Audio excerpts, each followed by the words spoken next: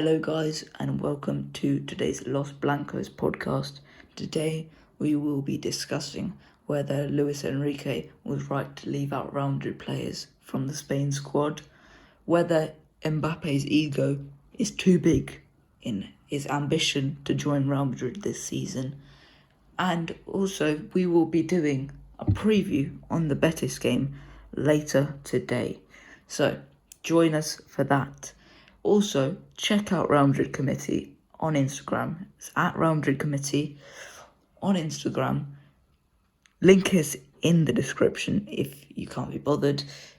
Just go drop him a follow. He posts daily Real Madrid content. Why wouldn't you? Why wouldn't you want daily Real Madrid content? And yeah, let's go right into today's podcast.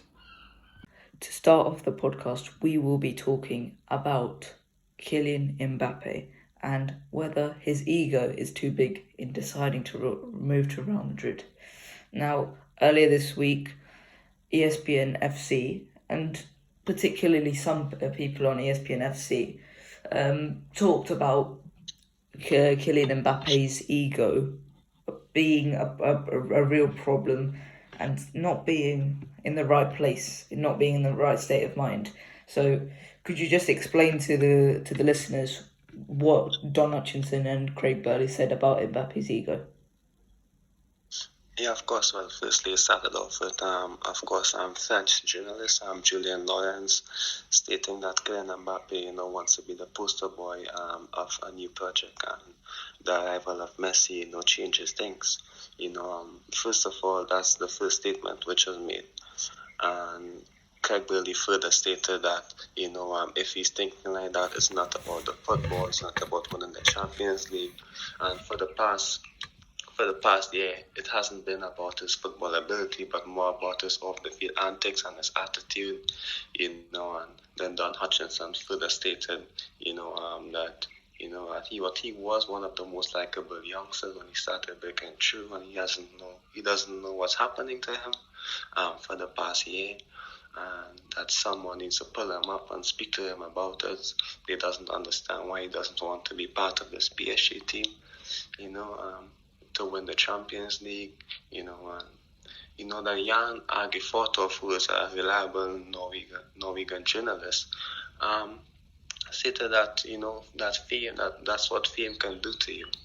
It can give you such a huge ego, and wanting to be the poster boy at a new team at Real Madrid, like it's something that bad, So before I get into it, because I have a lot to say about it, what do you have to say about it, first of all? Firstly, I think that in saying that Kylian Mbappe's head is in the wrong place in deciding to move to Real Madrid, let's not forget, before we get into any of this, whether Kylian Mbappe's ego is too big, he's always wanted this. He's always wanted to go to Real Madrid eventually, and this should have played a part in their minds when they were saying this. Mbappe has been no secret since the move from Monaco to PSG. He's always wanted to come to Real Madrid, following Ronaldo's footsteps. Now is the perfect time for him to do that. He's got 1 year left on the contract. He's got a contract expiring next summer. Real Madrid are seriously interested in him. Florentino Perez has made 2 offers. Why wouldn't he want to leave PSG at this moment in time?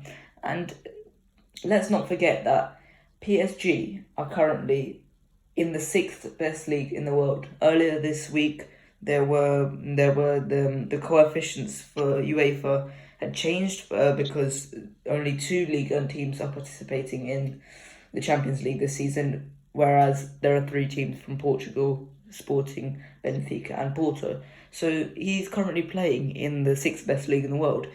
If Messi comes in, it doesn't change the fact that he's playing in a weak league. It makes the weak weaker.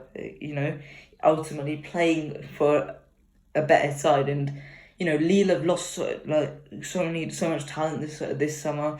Lyon have lost Memphis Depay for free.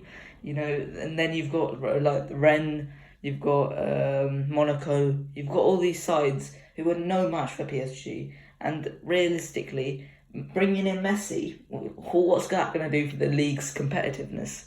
all that's going to do is just make the league even weaker. And from that collapsed TV deal for Ligue 1, that's just made the league a lot weaker. Lyon are looking to sell Houssamawa even after they sold. They didn't even sell him. They got rid of Memphis Depay for free. This league is only going to get weaker from here on in. PSG strengthening does not make the league better.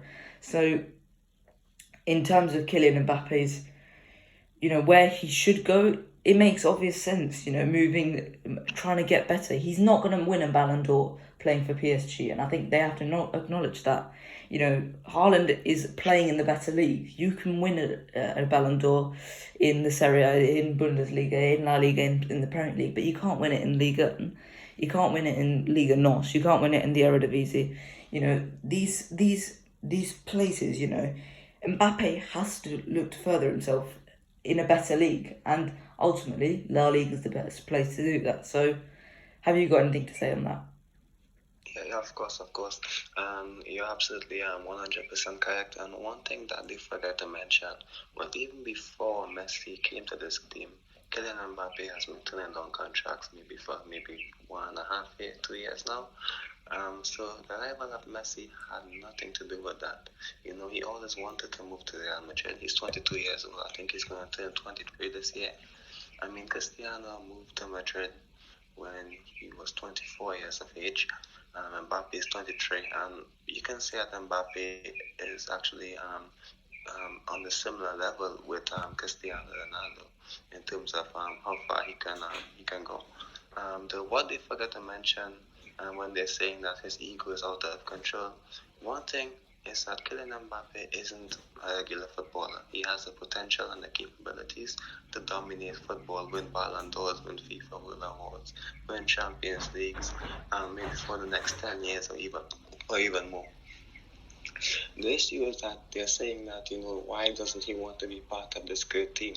It's a team in the French division. Like you said, it's the 6th best league in Europe, and he wants to better himself and improve his career. When Neymar went to PSG, they were saying, he wants to escape the shadow, he's going to a worse team. So why are they criticizing a player who wants to go to Madrid?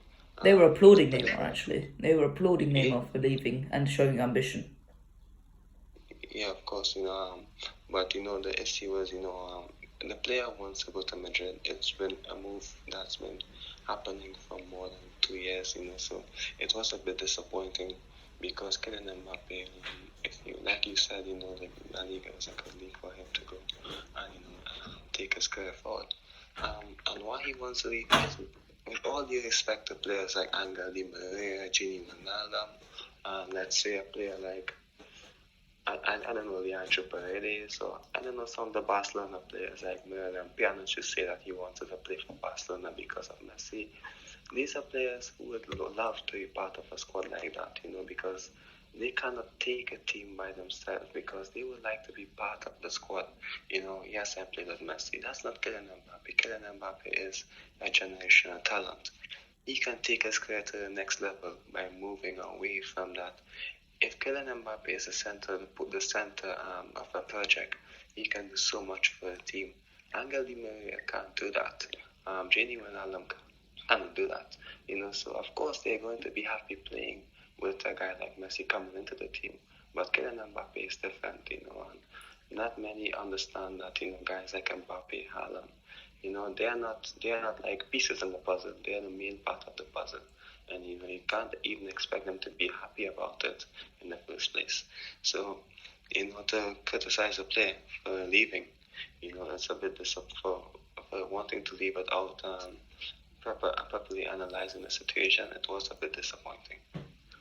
Yeah, expanding on your point, when we talk about Messi and Ronaldo, and when obviously they've made moves this summer, Ronaldo, I'll just quickly touch on.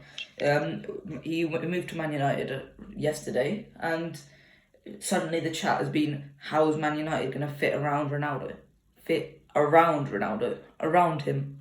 That's exactly what Mbappe wants to do. He wants everyone to fit around him. And he wants to be he wants to get to the level of Messi and Ronaldo. He wants to get, whether he can get to it, it's another conversation entirely. But ultimately, he wants to get to that level. He's not going to get to that level being a part of the puzzle, like you said. He's only going to get to that puzzle if they're going to centre around him, and maybe Erling Haaland as well. We've got to also take into account that Jules is also a PSG fan. Like, he's a PSG fan, and he's made quite clear that he doesn't want Mbappe to go, and that's obviously going to be a little bit biased, isn't he? Because he is a PSG fan. In that, like, ultimately, in questioning Mbappe's ego in leaving, he's got his mindset in the right place. He's thinking about leaving for the right reasons. Whether he should stay for one more year is ultimately his decision, not yours. It's not our decision. It's not Craig Burley's decision. It's not Don Hutchison's decision. It's Kylian Mbappe's decision and his family's decision. That's it. It's no one else's, because he's got his head in the right place. And also, like Shaka Slopslater said on that show, PSG have a part to play in this ego with the quotations around it. When Mbappe joined, he's also joining alongside Neymar. When Neymar joined PSG, all they did was, everything's got to go around Neymar. Neymar's the centerpiece. We're going to make Neymar the Ballon d'Or winner. We're going to make him the best player in the world. That's all that everyone heard. That is all that everyone heard. Mbappe's obviously going to say, actually, I want to be a part of that as well. I want to do that one day, and that PSG have a part to play in that. And to touch on what Craig Burley said as well later on, he's going to have to stay for one more year. What's his name? Leonardo. He said that Kylian Mbappe had a verbal agreement with PSG to promise not to let him go on a free. He either goes this summer or stays with a new contract. This is the same situation. This sounds very, very familiar to the one we have with Harry Kane. Verbal agreements with Daniel Levy over whether he will stay or go. If Man City come in with a ridiculous offer, Daniel Levy will let him go. He'll let him go for one more year. You haven't got it in writing. You have not got it in writing. So don't expect it to happen. It's just ridiculous that PSG honestly expect anything to come out of it. But back to Mbappe, he's got his head in the right place. What do you think? Yeah, of course, he does. Of course, he's an absolute professional player. I think I'm not too sure how many goals he's scored this season, but I know he's been banging in goals and getting assists. He's working hard for his team, and he's actually has his head down. He isn't speaking in the media. He's doing well with his team. Of course, his head is in the right place. Yes, he wants to move to Madrid, but it's not affecting his football. So that's important. And that's what I like about the play. Most of the stories about him not being professional or egos out of control. No, he's humble enough to accept that if he's staying, he's going to stay and he's going to work hard because he's happy at PSG. He just wants to go to Madrid to further his career. So, yeah, of course, that shows all signs of a great player, both on and off the field, in my opinion. Yeah, okay. Have you got anything else to talk about on this situation? No, of course, I think we touched on basically everything in relation to that. Yeah, okay, so that will be the end of this section. Next section, we will be discussing whether Luis Enrique is right to leave out Real Madrid players for Spain's qualifier matches. In this part of the podcast, we will be discussing whether Luis Enrique was right to leave out Real Madrid players for the Spain's qualifier matches. Now, obviously, for Euro 2020, there was a controversial decision by Luis Enrique not to call up a single Real Madrid player for Spain's Euro 2020 campaign, which obviously ended at the semi-final stage at the hands of Italy. Now,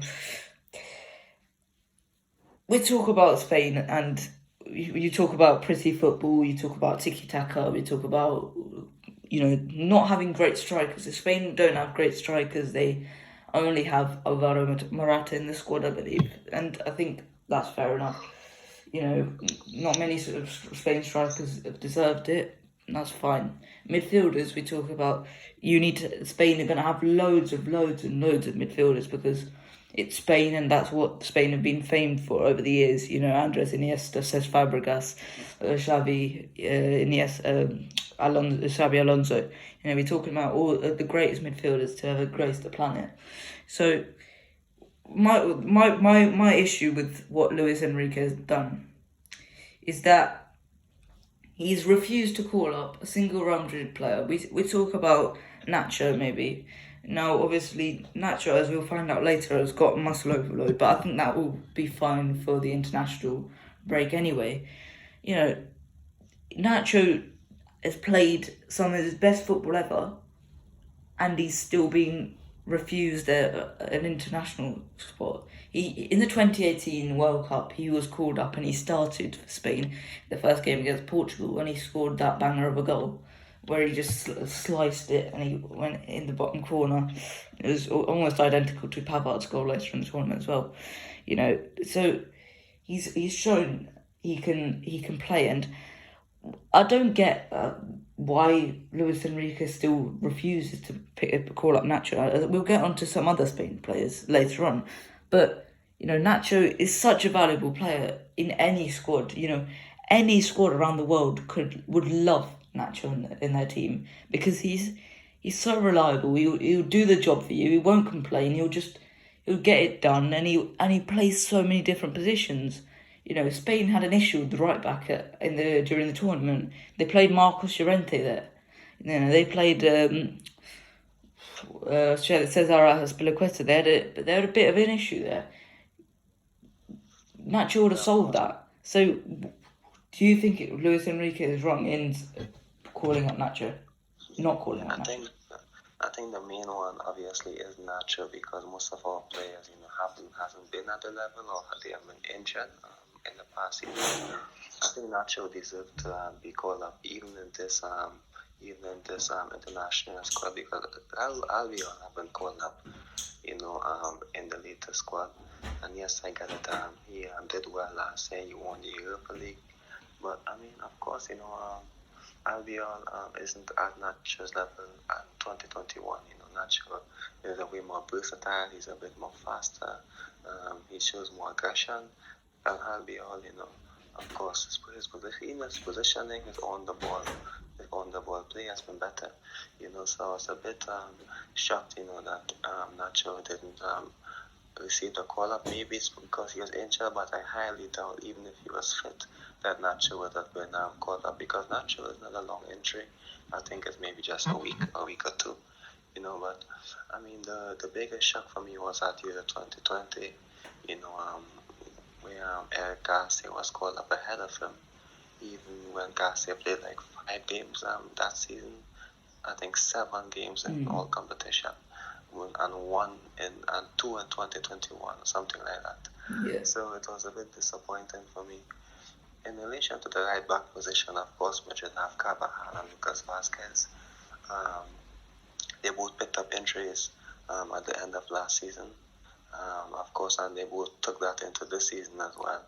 So, of course, that basically ruled them out because, of course, I think Carvajal and Vazquez, well, mostly Carvajal are better right back than Llorente and Azpilicueta. And in terms of other options that we have, of course, we have Isco and Asensio, who lacked game time on last year and didn't have the best of seasons. So you could understand that decision as well, in my opinion. And of course, many people touched on Sergio Ramos. He isn't fit. He's not even fit at this time. So it's difficult to say what's the situation. But the Nacho one is the main one for me. Nacho deserves to be called up, in my opinion. Yeah, in terms of Spain strikers, as I said earlier, they don't have an out-and-out striker. In the 2010 World Cup, they had a very dodgy Fernando Torres.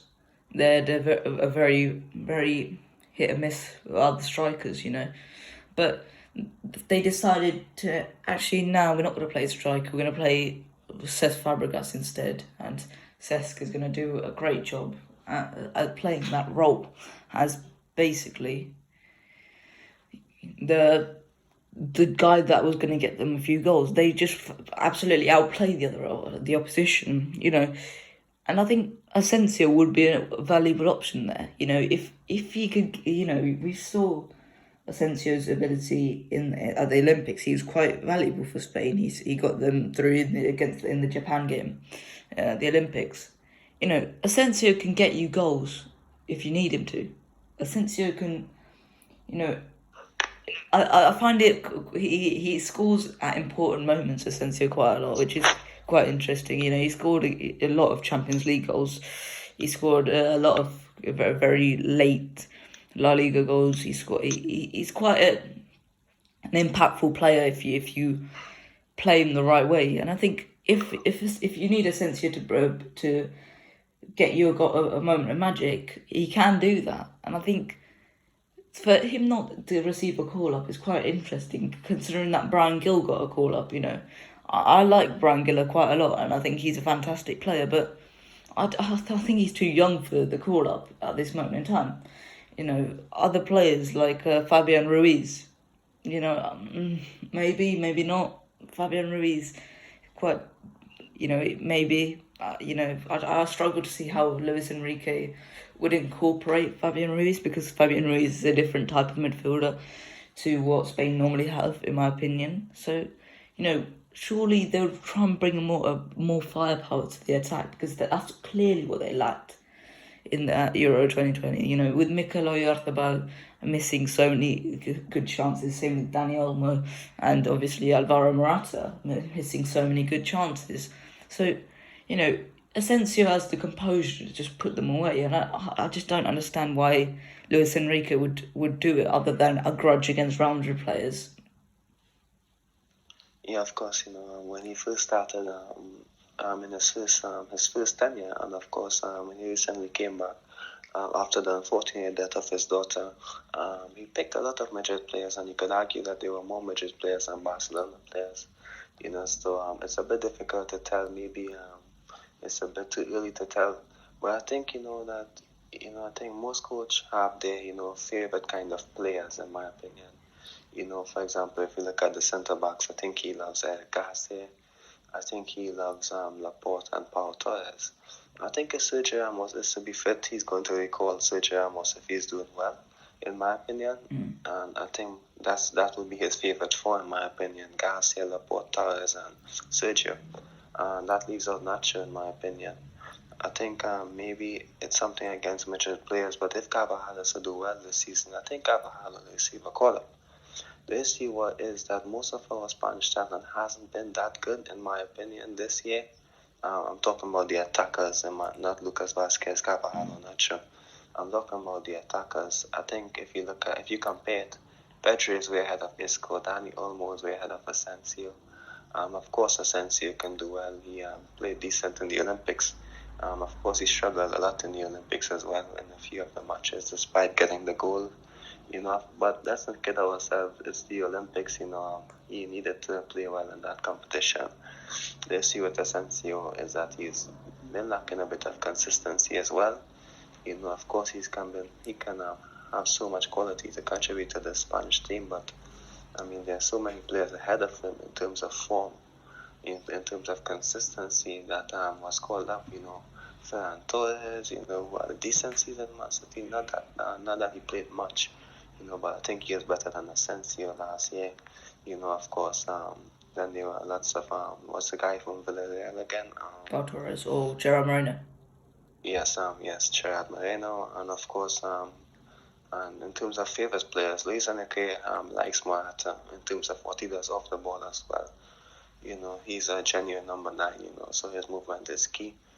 So I think there are players that he would like, that he would definitely include in the squad, and then there may be a few more players fighting to fill up the slots. And Asensio and Isco maybe didn't do enough, to deserve that call-up. So maybe if we have a player like, I don't know, because I think Nacho may not receive a call-up, in my opinion. So maybe if Carvajal hits form this season and he gains consistency, maybe he can earn back a spot, but maybe it's a bit too early to tell, if he has a grudge against the players. Because at the start of his tenure, there were more Madrid players than Barcelona players. In fact, he didn't even call up Jordi Alba, for his first squad. So I think that tells a lot in my opinion. So we'd have to wait and see. But let's be honest, most of our Spanish talent hasn't been at their best or have been injured in the last year, bar Nacho, in my opinion. Yeah. Okay. To finish with a question, right? Do you so we look at Germany and we go to Bayern Munich. They are, I've spoken on this point before, but they buy a lot of domestic talent to attract local sponsors and become like this German superpower. And you see how many Bayern players get into the German national team over the years. Should we adopt that sort of style of buying players rather than buying more foreign talent, because it will bring us so many benefits, and it hasn't dropped Bayern's level at all because German talent's brilliant. That's the same for Spanish talent. If we buy more Spanish talent, do you think that it could benefit us in the long term and it could benefit Spain in the long term? I mean, yeah, of course, it could benefit Spain in the long term with most of the top players playing for Madrid. Of course, I think you can look back to 2013 where we tried that. We had Isco and Asensio, and it's not Asensio, Isco and Eli Mendy was bought. And of course, we had Morata and Jesse Rodriguez coming through. And the goal was that, these players would, and Carvajal came back that summer as well. And the goal was that these players would be better and we would have a strong Spanish crop of talent. The issue is that if you look at the squads, Florentino Perez would love Galacticos in the squad, would love star names, polished names in my opinion. Not many of Spain's talent can bring that, in my opinion. Of course, it's going to make the team better. That's why the academy is so important. The introduction of Miguel and Blanco needs to be important and handled with care. Because these are the players. Pardon? Arribas as well. Yes, Arribas as well. These are the players that can be a part of our Spanish core. But if you look in Europe, in my opinion, that's not how we can depend on, because Real Madrid is a team that needs to have the quality now. And of course, if you look at it, Mbappe is way ahead of any of the Spanish young players at the moment, who is 22 to 24, 24 to 21. And of course, Chiesa, Italian, he's way ahead of them, in my opinion. So if you look at it, Erling Haaland as well, a striker who we can sign, he's way ahead of any Spanish striker at the moment. You can't just buy all of the Spanish talent, in my opinion, because of course there may not be any space for them in terms of in the squad. Then you may have to sell them anyway to fund the bigger names that can help the team. Fight for titles. If there are any Spanish player, that can make the cut at Madrid, yeah, we should sign them. If they are going to be important squad members, but they are in this Spanish talent. There are not many players who I would say I want to sign them for Madrid, in my opinion, except for maybe Laporte or Pau Torres or Marcos Llorente, of course, but then he's not going to go back to Madrid, in my opinion. There are not many realistic signings that can better this team, in my opinion. Of course, Daniel Mo, they are excellent players. I'm not speaking about Pedri and Ansu Fati because they're not coming to Madrid.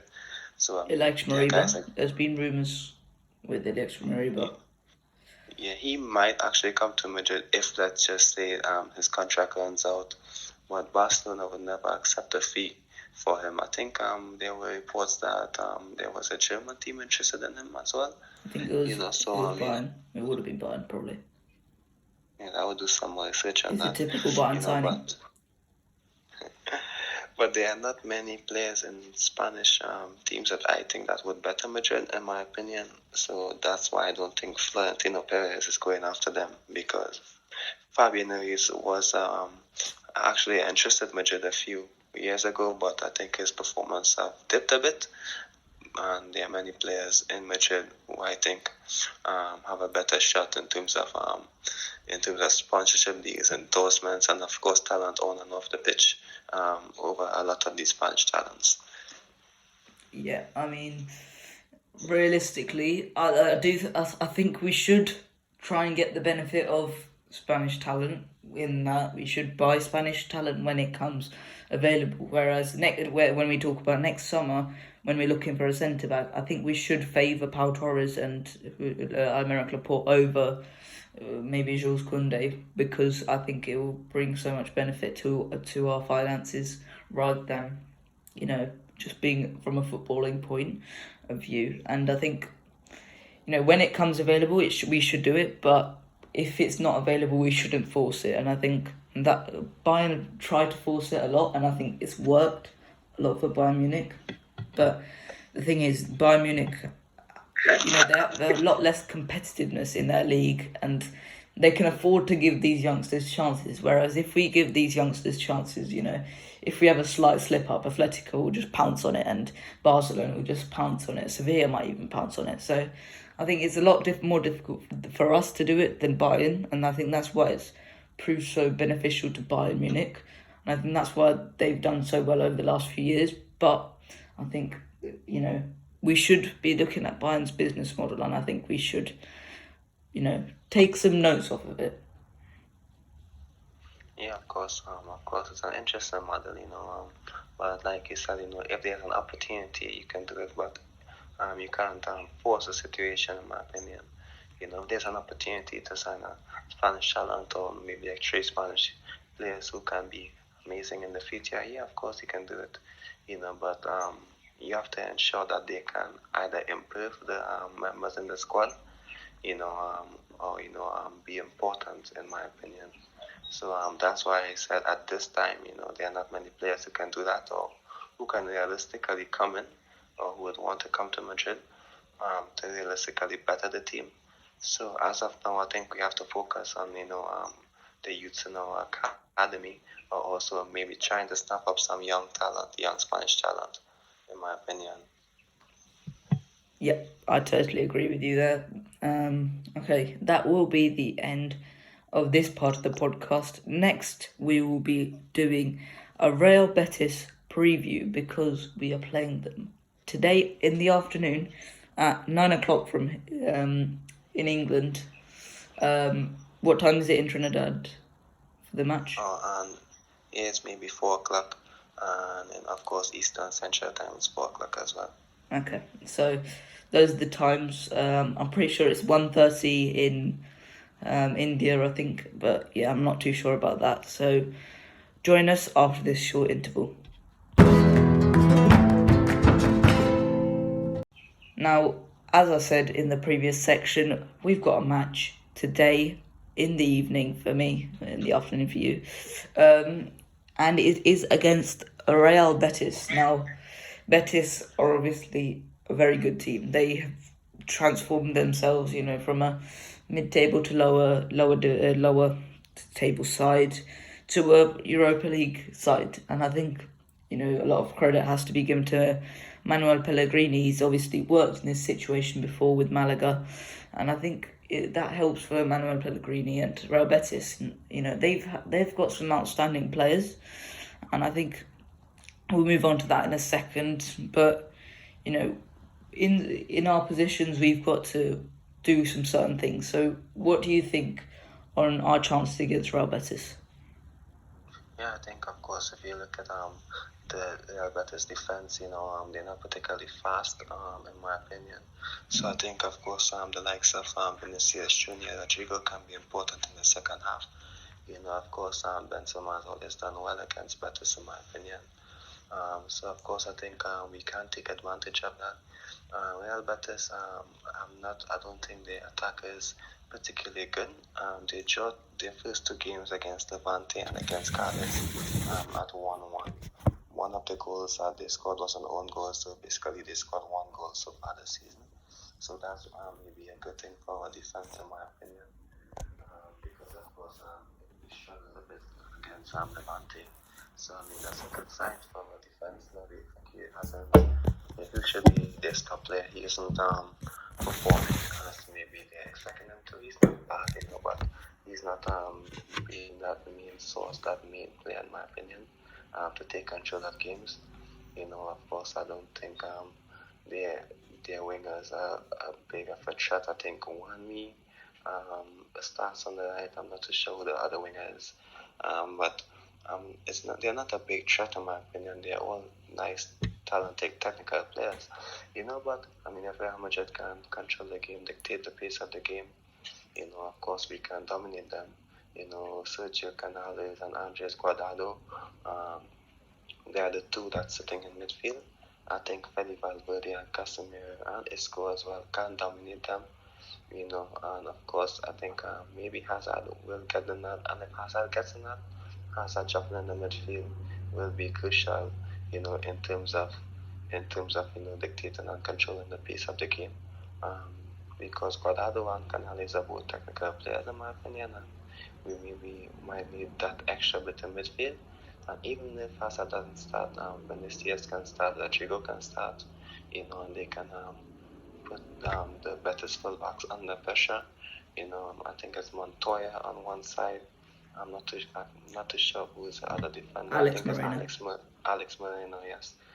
He's a decent defender as well, but I think Gareth Bale on that side, can cause him some problems. I said Rodrigo, when he shifts to the right or when he comes on onto the right, can cause him issues.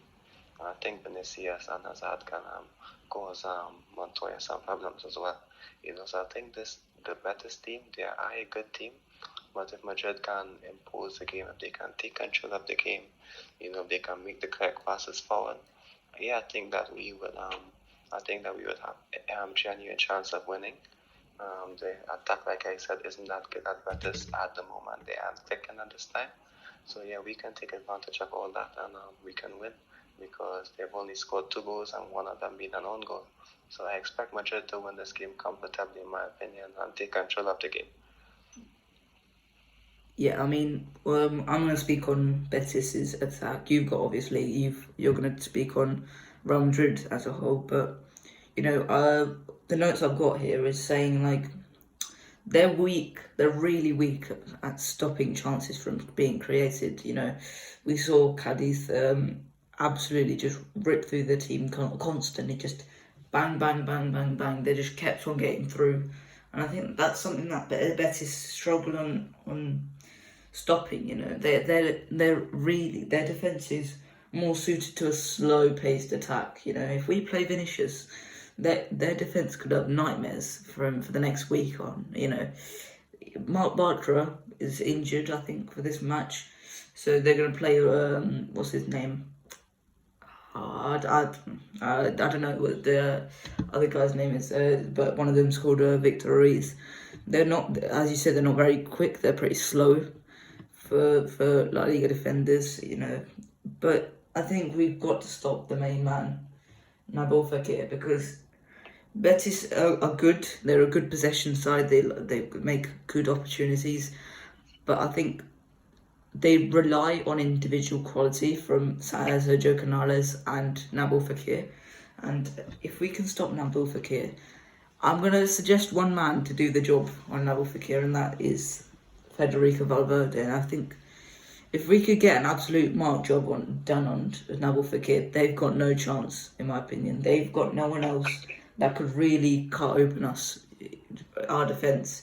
You could say that Sergio Canales is good, but he's not. He's the guy to bring them the killer pass. Nabil Fekir will just cut through your team with direct running, just absolutely dribble beast. Nabil Fekir is. So I think they're slow, and I think our team, this would have been a perfect time to play Alaba in centre mid, because we could just overrun them in midfield. But unfortunately, due to Nacho's muscle overload, we don't have him an opportunity to play him at centre half. So we're going to have to play Alaba at centre back, and that could mean Miguel Gutierrez gets his first start of the season, and he's going to have to play well against their attacking midfielder, Rodri. His name is Rodri. He's a young midfielder. He's 21 years old, I believe, and he looks pretty good, to be fair to him. You know, he's obviously pretty new to the scene, but he's an exciting player. I'll give it to him. So Miguel's gonna have to do well against Rodri, and I think, you know, this could be a good game for Miguel to stake his claim to be the starter of left back.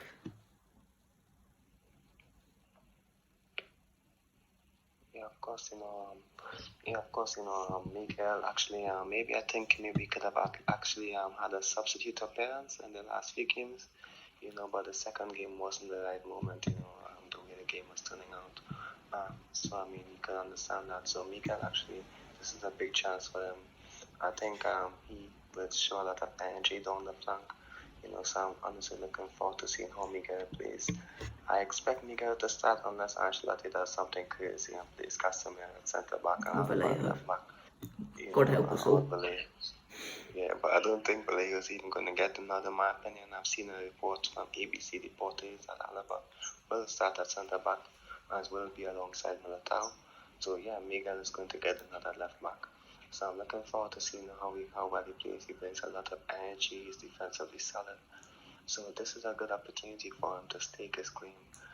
Unfortunately for him, I think we go to international break after this match. So of course, Nacho will be back, and Mendy will be back, and Marcelo will be back. So this is an important game for him.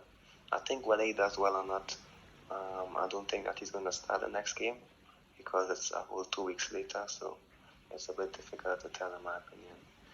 So I mean, I would love for him to do well and play well and in the trust of Ancelotti.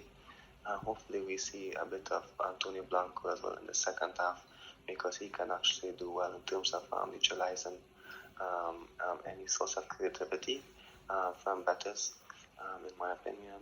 So I think maybe Isco is important in this game as well in terms of dictating the pace. Freddy Valverde, like you said, will be important in neutralizing Nabil Fekir. So yeah, of course, I think it's in our hands. We need to do our job. Of course, Vinicius can be important in the second half if he starts even better. There are many players who can come on and do well. Vinicius can even play a whole game if he's doing well, in my opinion. So, I mean, of course, we have this game is in our hands, in my opinion, and we need to take full advantage of it. So, of course, Carvajal is likely to return as well. I'm not too sure if he's going to play the full 90 minutes, but I hope that he maybe at least have like a 60 minutes and then Lucas can come on, in my opinion. So I think that this game is in our hands. We have our fullbacks, Miguel and Carvajal, can have a lot of energy on the left and right to pin back the defense.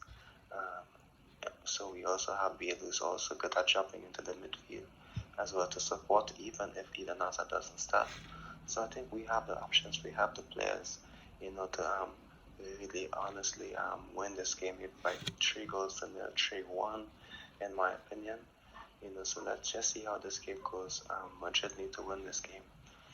Ochoa is going to maybe set this team into a bit of a panic mode, in my opinion. Not the team, but of course the media, in my opinion, because we showed the last game. So a win is important. You don't want to fall behind this early. And when there are more questions and answers, we need to honestly put out a statement, in my opinion. And that starts with a solid defensive performance, midfield domination, and with our attack continuing to be clinical. Yeah, I mean, to finish off the preview, we're going to quickly have a talk about Vinicius. Now, obviously, scored 2 goals in the previous game, scored a goal in the Alaves game as well. So, in my opinion, he is deserving of a start. If you take away the names of Eden Hazard and Vinicius Jr., and you put them next to each other, you can just quickly see this guy's playing better. He's got to start. And I think against his Betis side, you saw against Cadiz, Cadiz had an early chance with Anthony Lozano, the Honduras forward. And he just robbed the centre back of the ball and he just dragged it wide. Vinicius is an exceptional presser, exceptional presser, and he could absolutely have a brilliant effect. So, do you think Vinicius is deserving of a start, especially considering his form coming into the game? Yeah, of course, like you said, if you take away the names he done other than Vinicius, Vinicius has been way better in my opinion. Of course, Hazard hasn't been bad, but Vinicius has been, of course, on another level this season in terms of not just the goals, but his overall gameplay, in my opinion. And like I've always said, if he's playing well, he needs to start. You can't just say, I'm going to have Vinicius coming on for the last 30 minutes. Excellent players, great players, will beaters, they can play well for an entire 90 minutes. It's not like Vinicius is going to, of course, after a long game, he may tire a bit, but of course, if he has the opportunity to start and build on his form, build on his confidence, you give him that opportunity maybe for 2 games back to back to see what he can do. And then we can slowly introduce him again, but if a player is doing well, I think he deserves to start, that's how you build players' confidence. That's how players improve. Of course, you can't just play him in one game against Betis and let's say he doesn't perform like he did in the last game. You can't just drop him back to the bench, give him another game. Let's see how he plays because, of course, he's been good this season. He's been excellent this season, I should say. So he deserves the opportunity to start, in my opinion.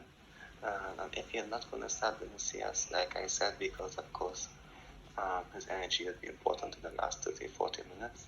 And I think Rodrigo can do well on the left wing.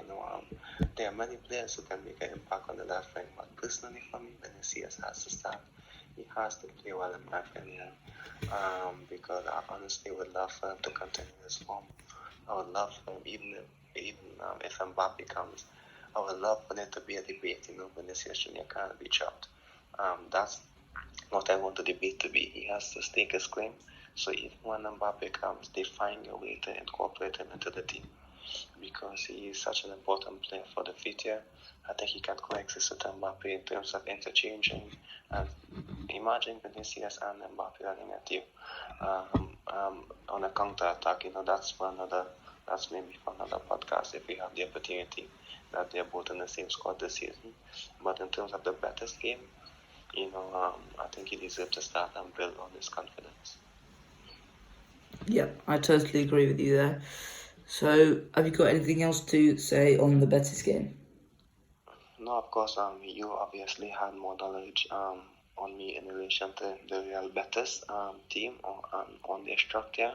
And of course, like I said, this game is in our hands, If we play our cards correctly, like in the Alaves game, I think we can do well. I think we can dominate this game. I expect Madrid to win, maybe I would say 3-1, and of course maybe I expect a bit of a defensive scare win in 1 or 2 occasions. But I think Alaba is moving to centre back can be a good thing for Madrid. He's a good leader, in my opinion. So let's just see how the game goes. Of course, you can preview a game, then the game actually can start. Anything can happen at the start in the first 2 minutes, in the first 5 minutes, that can impact the entire game. So of course I'm looking forward to see how the game goes, in my opinion. But there's not much I can add. I think you basically touched on everything, in my opinion. Yeah, okay, so that will be the end of today's podcast. Thank you, listeners, for joining as always. I hope to see you next week as normal. And yeah, have a nice one. Bye-bye.